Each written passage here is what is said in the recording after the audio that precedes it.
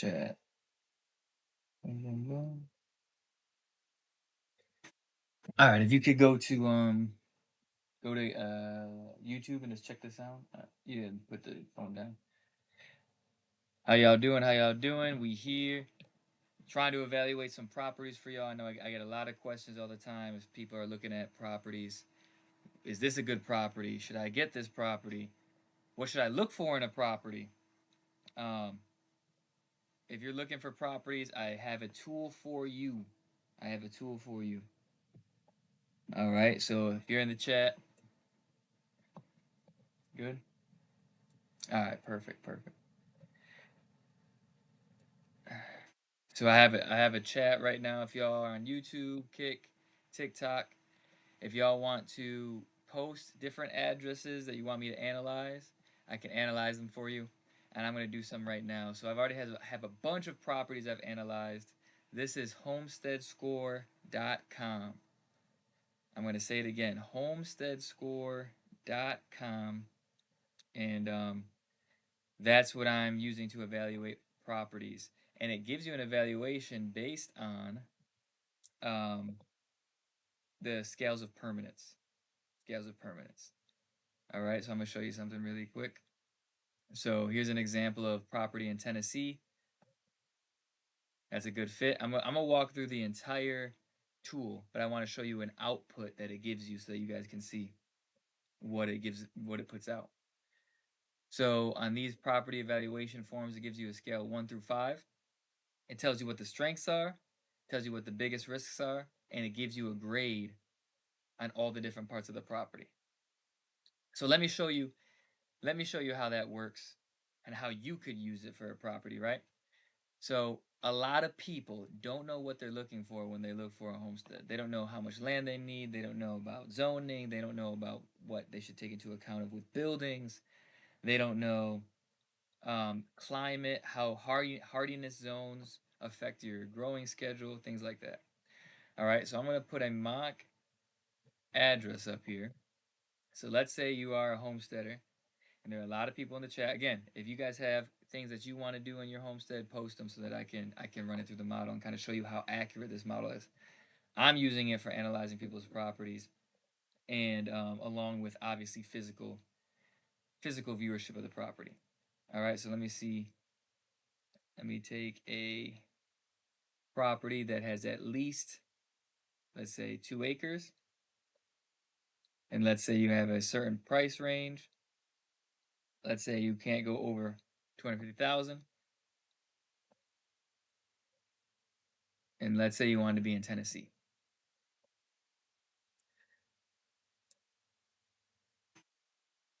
You want to be, let's say, here. All right, boom. Let's look at this property. So this is a property that has 2¼ acres. And let's say you don't really know what you should be looking for a property. You don't really understand what you're looking at, what you're looking for. This tool can help you evaluate a property quickly. Put that listing in. You can even take the address and put that address in. If you had pictures from when you visited it, if you went to go visit the property and you have pictures, you can upload them. It's already going to analyze the pictures that you have here on the listing, right? So it's going to analyze these outdoor pictures and kind of give you a take of what you can do here. Obviously, it looks pretty rural. It looks like it has a gentle slope towards the back of the property, and it has considerable amount of yard for a garden. All right, but there's not too much space to do much else. We know that, but let's see what the analyzer can do and give us more information. So by just doing this, right? By just doing this, I could then go through my goals as a homesteader, and it's going to see if this property aligns with my goals. All right, so let's watch. So I want to be fully self-sufficient. Let's say I'm somebody that really wants to be self-sufficient. Let's say I want to have chickens, I want to have meat animals, and I want to have an orchard. I'm okay with being up to an hour away from my job. I want to have a well, and I want to have an opportunity to catch rain.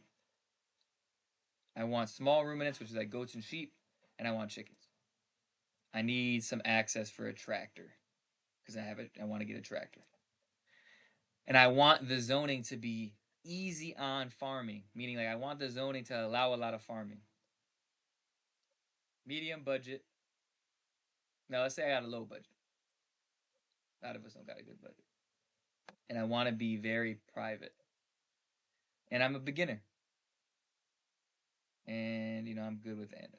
So look at how this is going to analyze your property. A lot of people don't know how to do this. And so you need somebody to help. You might not have somebody that's already homesteading that can go and look at every single property with you, that can go through every single listing you send them, that can tell you exactly what you need to be looking for. You might go through 3, 4, 5, 10 properties a week. A week. And I know when I was looking for a property, um, it was hard to schedule time to go see multiple properties. Because if you want to be rural, if you want to be in the middle of nowhere, you're driving a half hour to go look at a property, and then you're going to probably be driving another half hour to an hour in the other direction to go find another rural property. So for you to be able to save time and disqualify properties, it's going to give you an easy way to save money, gas, time, and start to understand what you should be looking for. So remember, I said I want to be totally self sufficient, and I said that I want to be um, able to have an orchard, goats, a tractor, and chickens. Let's see what it says. So look at this. It tells me I have good price, but it also tells you it's a too small of a house to homestead on. It tells you it raises concerns for you.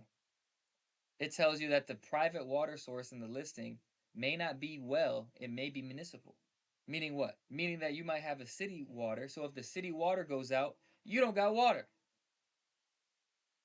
You would want to know that before you just jump into a property and go look at it. It says it's got a bigger, decent sized garage, and it says it got favorable zoning. All right, so let's go look at some stuff. This analyzer looks through the soil content, and it says that the soil content might not be the best. You might have to change it, meaning they have to put different organic matter in there. It tells you the climate, and you could look up the hardiness zone. It tells you exactly what kind of land it has there.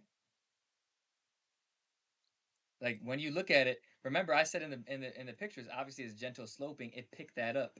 It even says that there's access for an orchard. So all these things. All right, we see we go on an agriculturally zoned property with 20 acres, minimum property on well, septic, electric, connected out or on solar, fenced. So if you wanted something like that, remember every zoning in the country is different. There's some rural zoning and there's some agricultural zoning. Zoning changes per municipality. So you have to keep that in mind. So you have to go find what that zoning is specifically for that area and if it's ag zoned. And sometimes it may not be legitimately labeled ag zoning, but it allows agriculture stuff.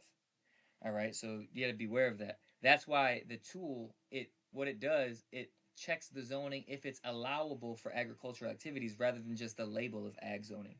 Because you may not be in an ag zone, you may be in a non-incorporated rural area, and it's not labeled for ag, but you can do whatever you want on there.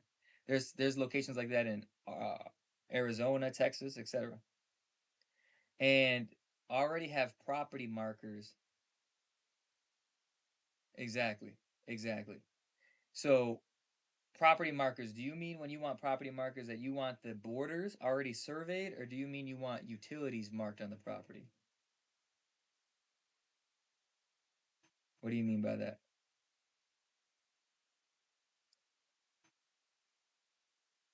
Already surveyed. Okay. Yeah, most sellers already get a survey to sell. Now, the only thing that you might have trouble with is in raw land situations. Um, there might be a very old survey from previous owners, especially if there's like a logging company that doesn't really care about the land itself. They're just kind of harvesting the timber. So you won't be able to know that unless you ask the seller. There's nothing that sometimes it's public information, but other times it's not. So what are you trying to homestead for? Are you trying to homestead, be fully self-sufficient off grid?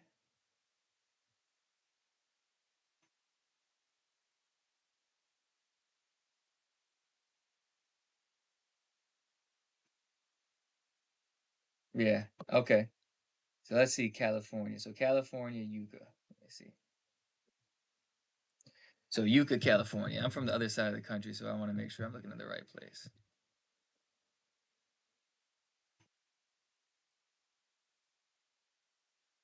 Okay, so it's by Joshua Tree. Okay, it's in the desert. Okay, got you.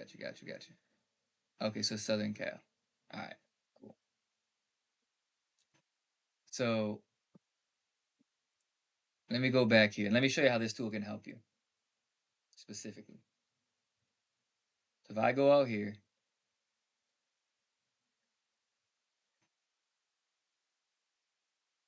let me take out any price listing.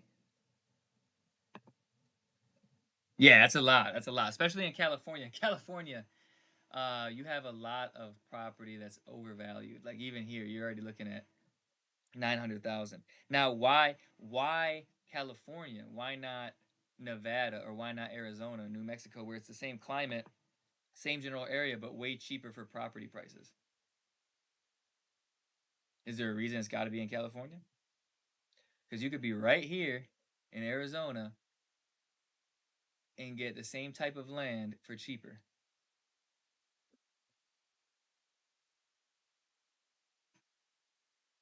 I'm already here in California, and the ratio of okay. I'm not sure what EUTH versus saves means. If you could write it out for me, I'm not familiar. Homestead pointers for Midwest. Bond, where are you at in the Midwest? Oh, got you. Oh, okay, cause you want to do the animal. Okay, I got you. I got you. So then your restriction may not even be land. It's gonna be capital. Your restriction may be more capital based. But let me clear all filters and let me look what we got here. So let's say the lot. If you're gonna have multiple animals, you're gonna need probably 5 acres. And let's say you're trying to and bond. I know you put Elgin. I'm gonna get to you right after this. I'm gonna get to you right after this. So stay with me, bear with me. I'm gonna put a max because I know you got to GoFundMe, so that means you don't have funds already saved. So I'm gonna put a max of 500,000. Supply that minimally, and let's see.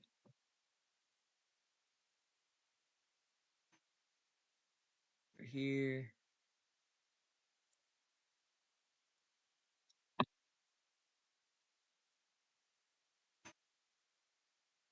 All right. So let me actually narrow the search. All right. So it looks like over here in the desert, and I'm not sure how far this is. So Yucca Valley to Hellhole Palms.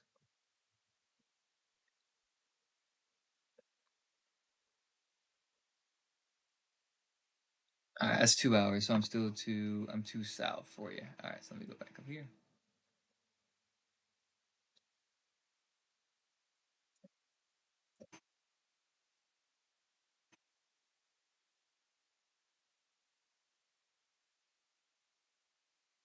All right,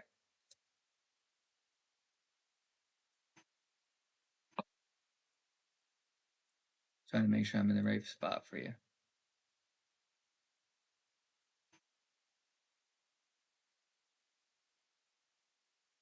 San Bernardino National Forest.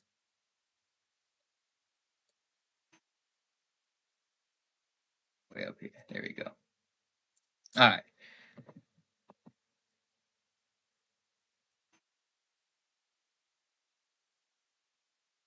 So you have all these lots here. What's the price you're looking at? You have all these different lots here.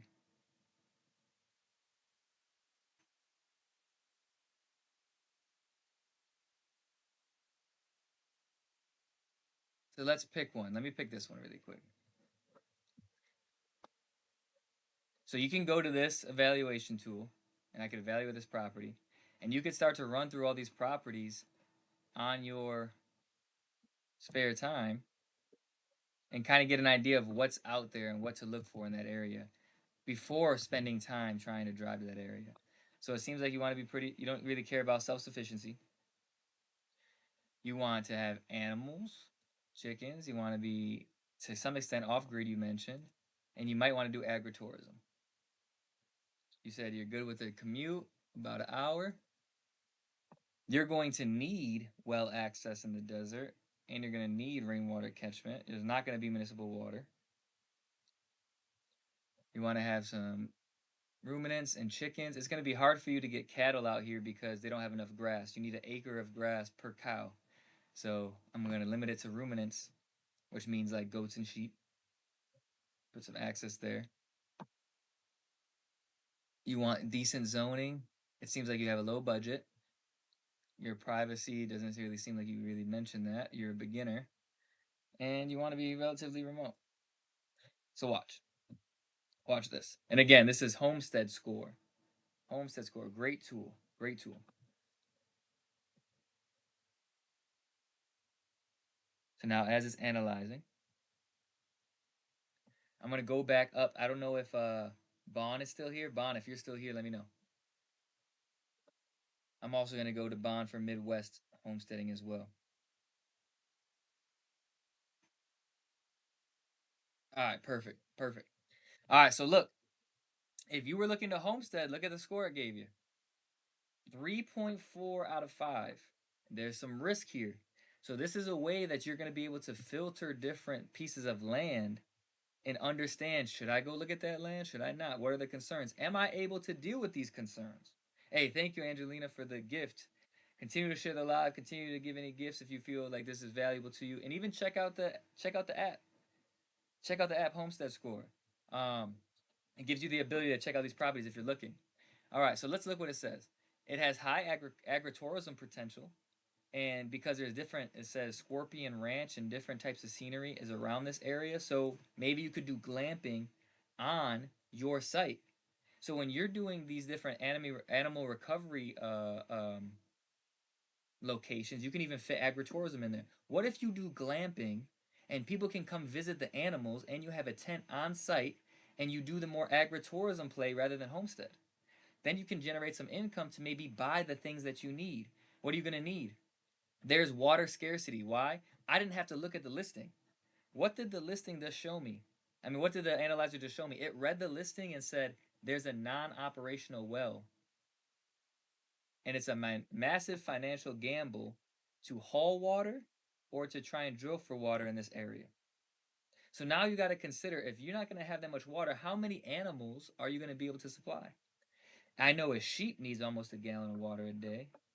Well, a couple of sheep would go through a gallon of water a day. You have a 5 gallon waterer is only going to last for 15 chickens, maybe 2 days. And if you're in the desert, it's going to evaporate. So you see what I'm saying? These different things are be able you're going to be able to consider these things on the analyzer. So even though you have a lot of land, the climate is tough. Are you going to be able to deal with only 6 to 10 inches of rainfall? Yeah, exactly. There you go. So you would want to look at different ways to analyze property. So now if you're in this area, right? If you're in this area, what are you willing to change? What are you willing to give into? Why not? Why not go for an area that's more wooded? How far is this? Big Bear City, California to Yucca Valley.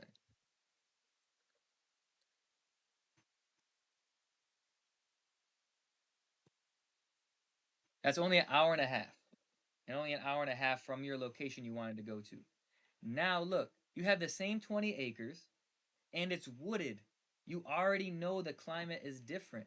So now let's compare these properties now.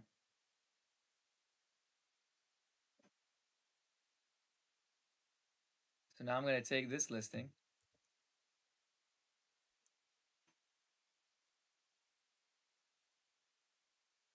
let's compare it, and I'm going to put the same stuff in there. You want agritourism, yeah, chickens, off grid, 60-minute commute. You need well access, rain catchment. Same thing we already said. I want to do apples to apples so that you can see how this can really help with your analysis without leaving your desk. Like a lot of times when I was looking for land, I would go an hour drive in one direction and then end up getting there and find out the well doesn't work. It wasn't on the listing. Or I would find out that the municipality doesn't allow right of farming for agriculture. It literally only allows chickens or different things like that. Like you're not gonna know that. And how often are you gonna go through 20 different properties and then you're going to try and analyze each individual property for 30 minutes? It's not realistic. It's not realistic. You have 20 properties you want to go buy. You're going to look at the zoning, you're going to look at the water municipality, you're going to look at the soil, you're going to look at the climate hardiness zone. After a half hour you got done with one property. You do 10 of those, that's 5 hours of your day. By the time you actually go see those properties, they're probably off the market. Why not just look on a tool like this? So now here's the score. This scored better, but what did it score bad for? Look at this property already has off-grid infrastructure. Way better than the other property. The other one had a non-existent well or not working well. This one has solar, it has a well, and it has monitoring, meaning like a security system. So it's going to lower how much you're going to have to invest in order to get it going. You have exceptional agritourism potential because of the views. What are the issues? Wildfires, steep topography, and winter weather because you're in a higher environment. Which ones would you rather deal with? Would you rather deal with desert, no water, no utilities, or would you rather deal with winter weather, wildfire risk, and topography? There are ways to mitigate wildfire risk, just so you know. There are ways to mitigate that.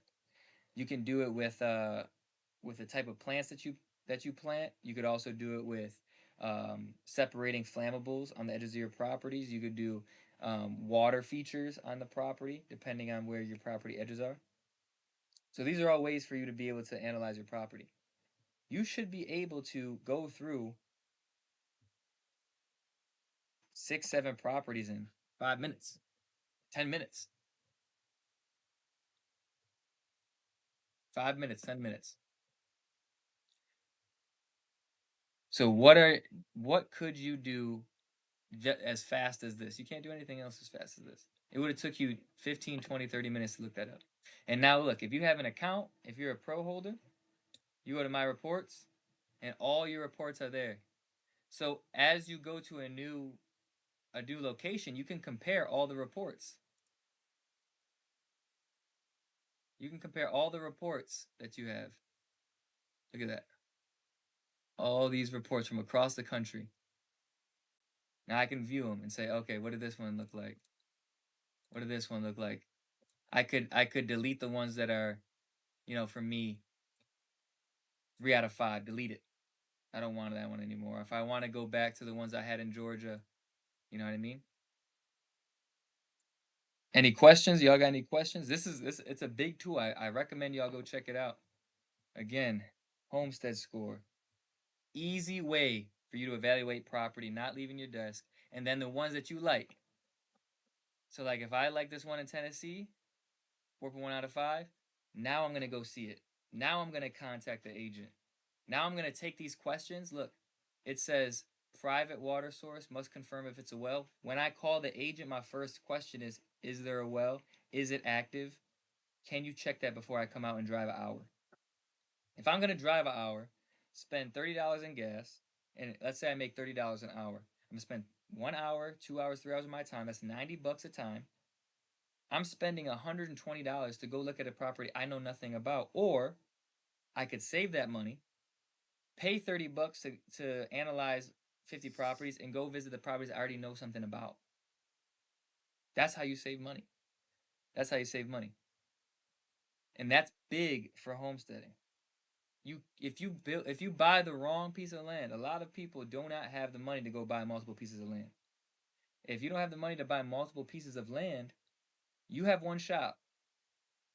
You have one shot. If you're gonna buy a $80,000 to $200,000 property, you're not gonna be in a position to buy that, realize a mistake, sell it, and then go buy another one. It's not gonna happen. You're gonna have to deal with what you bought. How much money are you willing to save on the front end by analyzing the property the right way? If you grew up in the country, if you were a farmer and you know what you're looking for, cool, great. You don't need this. But a lot of people are trying to learn how to farm or trying to buy land in the country and want a homestead. You don't know what to look for. You don't know the difference between sandy soil and clay soil. You don't know what clay soil is going to do to your crops or your trees or what sandy soil is going to do. You may not even understand hardiness zones or soil types or how different topography affects your orchard. You don't know that. But you know what does know that? This tool.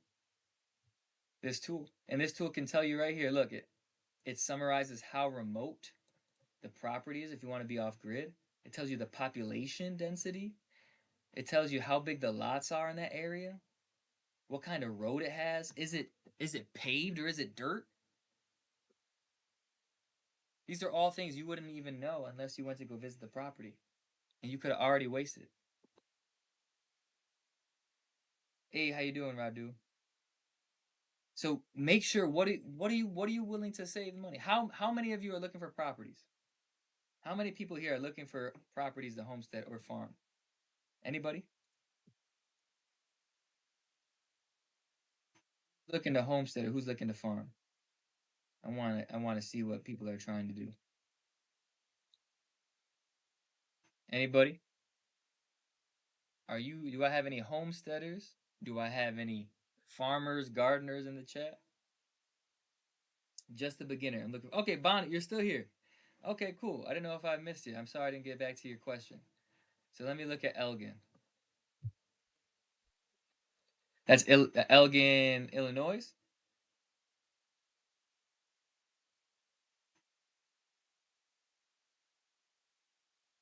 Am I wrong?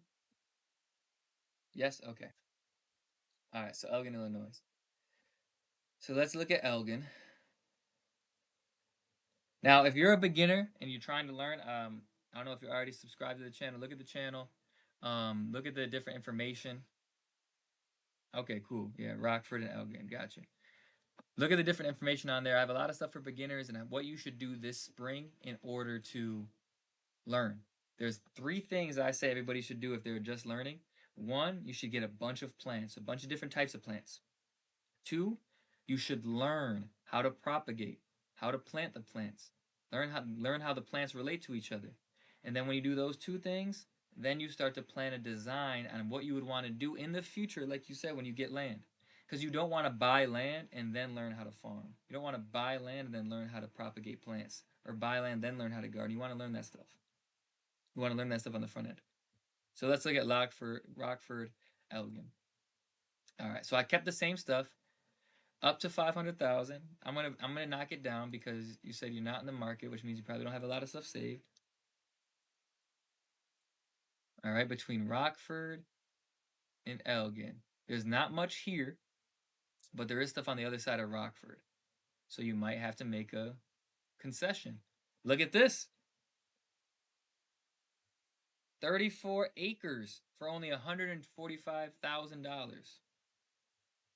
Now it probably doesn't have a house on it. Let's see. See what has a house. Yeah, it didn't have a house on it. Now, if we were looking for a house, that's a different story. Pull this one up. 46-acre lot? Wow.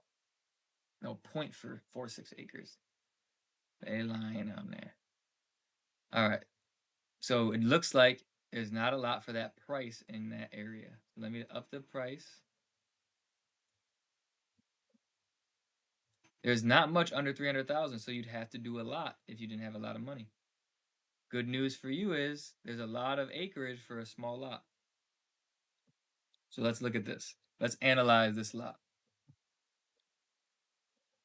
So boom, again for just, let me show you for the pricing.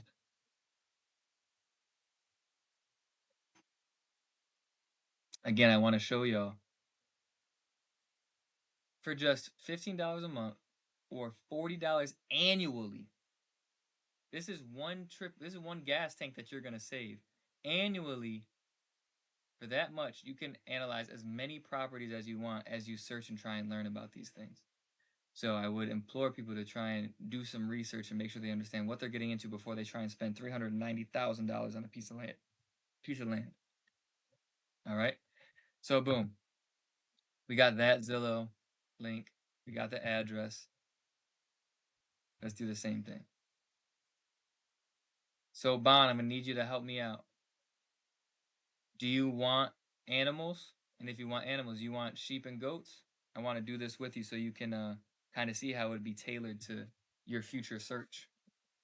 All right, so chickens, goats, and let's say you wanted some trees. All right, you said you wanted to be pretty close to Elgin and Rockford, so I'm going to give you a short commute. It's a raw piece of land, so you're going to have to find water and catch rain until you get a well, or I could just put well access. It's going to say it doesn't have a well, but it might give back feedback on how to get a well. All right, you said animals. You're going to need some access for a tractor in order to build a house or to put a trailer there. You don't know how to deal with zoning, so I'm going to give you some easy zoning. I'm going to say you have a low budget right now, and you're a beginner, you said, and you didn't really mention if you want anything remote. So let's watch. It's going to analyze your preferences, Bon, with property in your area, and you're going to be able to do this to kind of get a realistic understanding on what you have to plan for. What if this gives you a good score? If it gives you a good score, that means if I have this as a goal, I can then plan for between $150,000 and $200,000 for raw land. All right, it gave you a score of 3.2. Let's see why. Let's see why. It has great resources. It has a natural creek and natural hardwood timber. So you have water. It's great acreage. It's an excellent location for a meat focus for homesteading because you can hunt and you have enough room for chickens and livestock. That's all good. But what are the catches that said that it's a bad grade? It says that it's in a floodplain. So if it's in a floodplain, sometimes it's hard to get insurance. It depends how much of the property's on the floodplain, and you might have to build up the property in order to build there. That's something to consider. It says a high water table could be detrimental to trees in an orchard. I'm not really worried about that. I have a very high water table. The way around that is you have to learn how to plant trees given the high water table, meaning you don't dig into the ground into the wet clay. You mound the tree on top of the wet clay and let the roots go into the water table. So it's going to give you different attributes of the land. And a normal person might look at this and be like, how is it helpful? It's extremely helpful. You just learned a lot about this land and what you would have to learn and get familiar with as a future homesteader before even having to go look at the land. It says zero existing infrastructure, obviously. And if you have a low budget, meaning less than 10 grand, it's going to be hard for you to do anything on the property. You're not going to have a well, you're not going to have septic, you're not going to have power. So unless you have the ability to put those things in the future, it's going to be a hard thing for you to invest in. That's why it gave you the low score. You might be like, why would that land that has all those assets give you a low score? Because where you are currently in your life, where you stand, it's not a good choice for you. You may not have the money. You may not have the career yet to support making that type of investment. You know what I mean? So it's going to help you through these things, even though somebody might send you this. Look at how cheap it is for 34 acres. Yeah, it is cheap. It's cheap for a reason because you got to put 70,000 into it before you get even a foundation built. All right, and it gives you these different aspects, right? So it's located in a floodplain. That's why I gave the low score here. It says that it's high on the water because it has a high water table and it has a creek behind it. Was another bad one. Buildings and infrastructure has none, so it gave you a low score. And it gave you some different things to consider before buying it. It said make sure you contact the Stevenson County zoning to confirm if the residential building permits are possible in this floodplain. That is very, very, very specific that you would never, unless you are a real estate developer, you would never consider that before you bought it. You'd look at the land and be like, I could put sheep on it, I could put a cow on it, I'm sure I could build a house on it, and then you buy it, and then you find out that the building permits aren't going to allow you to put a house where you want it unless you do some stuff. That this tool just saved you $40,000 for the price of $40. Look, it said verify the cost of running electrical lines. Confirm the winter road maintenance for this road because it's remote. Obtain a FEMA flood map to identify exactly how much of the 34 acres is dry versus wet, and then test the soil. Test the soil in order to see what it's like. So do you see how this tool is important for somebody that's trying to homestead in the future? Like you have to learn this type of stuff, and you don't got to learn each individual thing. Like the reason I like it is because I have the fortunate experience of being a real estate developer, working in real estate, homesteading, and farming. So I have an interesting skill set and educational background that I can look at this and say, I know these type of things, and I would consider these type of things buying a property, but most people wouldn't. How can I find a tool that somebody that has experience in the industry can then give to somebody and they could have that same level of scrutiny or information gathering as somebody like me, you know? So, um how far do you think you are away from trying to buy land? Do you think that's a 5-year thing or a 2-year thing? 5-year or 2-year thing?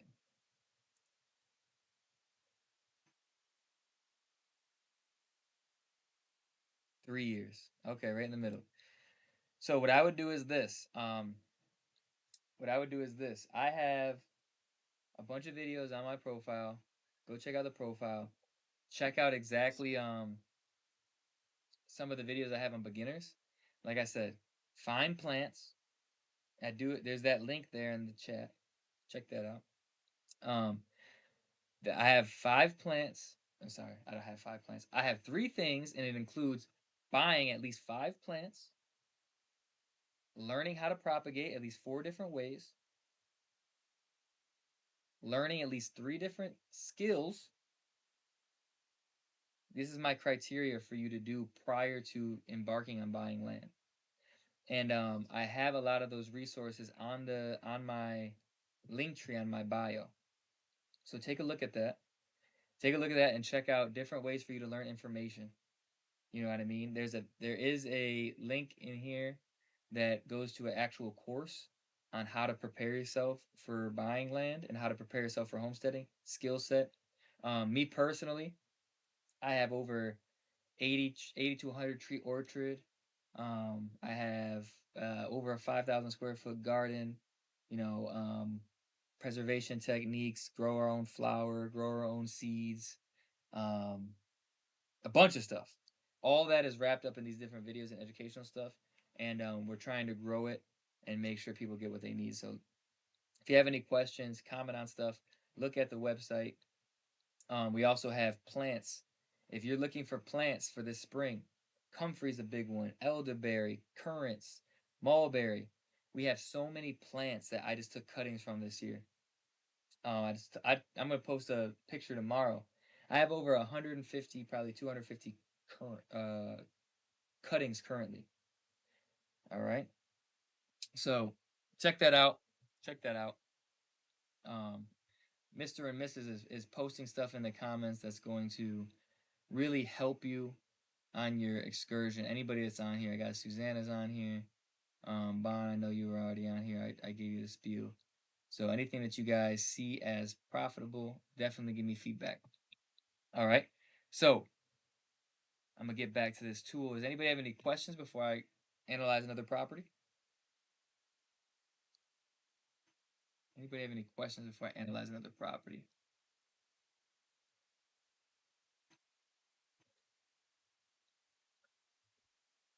Zillow has a bunch of properties that you can analyze and get the hang of it too if you need to. All right. Well, I'm going to if nobody has any questions on the tool, I'm going to shut it down a little early. If people have questions on the tool, I will continue. Again, this is a Homestead score. Homestead score. It is a way for you to evaluate property and save you a hell of a lot of money prior to buying.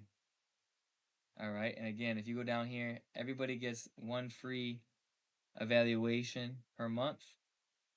And with for this little amount of annual subscription, you can save yourself thousands of dollars in mistakes. So definitely something to consider and something to look into. All right, it's homesteadscore.com. All right. Definitely appreciate it, Bon. All right. Anybody have any questions before we shut it down? It could even be in general about homesteading or trying to get into gardening or doing different things this year. If there's not much, I am going to shut it down. I do have a lot to do tomorrow. I will be prepping for maple syrup, maple sap, tapping trees, pruning trees, cuttings. It's almost spring. It's almost spring. If you've been checking the videos, if you've been looking into the videos, you know that we are currently preparing for spring and there's a lot of work to propagate plants. All right. So if you want plants, this is the time to be looking at some plants before spring hits. Like I said, we got hundreds and hundreds of cuttings for people out there if they want to order cuttings. It's good for you guys to get. Yes, I do have a YouTube. The YouTube isn't. It's basically the same content as TikTok right now. It's the same handle though. It's at the home. But what I am doing right now is as the social media gets kicked up and as people start to support it, I am working on freeing up some more time to do longer form videos. And like I said, I do have that Patreon where I am putting time into doing exclusive content for those that have supported the farm. So if you want exclusive content where we also do monthly meetings, so I actually have a meeting next Monday with everybody that's in the Patreon where we meet. They ask their questions about their homestead, steps if they're trying to buy land. I have a list of grants and loans that I make available to everybody that's in the program. Um, I give them direct time on that call to ask their questions and try and figure out what they can do today, tomorrow, next month, and this year to establish their homestead. And trust me, there's a lot you could do. All the stuff that I do on my TikTok for that's 1 minute long or these lives, it's a fraction of what you can learn in a short amount of time if the learning is directed. Everybody isn't willing to learn those details though, right? So I got to keep it light on the lives because if I go too detail heavy, people aren't excited about that, right? So if you're one that's very interested in the content, I would recommend trying to get onto the Patreon so that we could go do deep dives into topics: fertilizing, composting, cuttings, pruning trees, planting orchards, designing a homestead, all that. All right, but I don't see much coming in on YouTube or Kick or TikTok, so I'm going to shut it down. Hopefully, we'll be back again in the next couple. No, not tomorrow, not Saturday. So Sunday or Monday.